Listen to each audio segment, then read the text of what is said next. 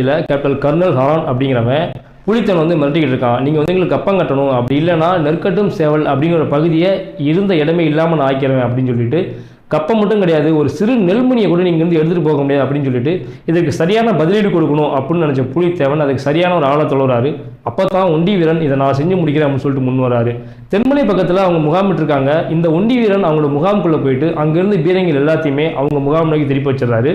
அபாயமணி அடிச்சுட்டு அங்கேருந்து கிளம்புறாரு. அபாயமணி சத்தத்தை கேட்டோனையுமே அங்கே இருந்த போர் வீரர்கள் எதிரிகள் வந்துட்டாங்க அப்படின்னு நினச்சி பீரங்கிகளை இயக்கிறாங்க. இது எல்லாமே அவங்களோட முகாமையே அழிச்சுது. இங்கே வந்துட்டு நாம ஜெயிச்சிட்டோம் அப்படின்னு சொல்கிறாரு. அப்போ தான் இவர் கவனிக்கிறாரு அவர் இடதுகை இல்லாமல் இருக்கிறத.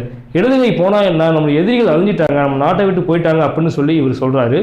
ஒண்டி வீரன் வந்து கொரில்லா போர் மூலம் ரொம்பவே கைது இருந்தவர். போர்னு வந்துட்டா அதில் வெற்றி வகை சூழலை மட்டுமே முழு கவனத்தையும் செலுத்துவார்.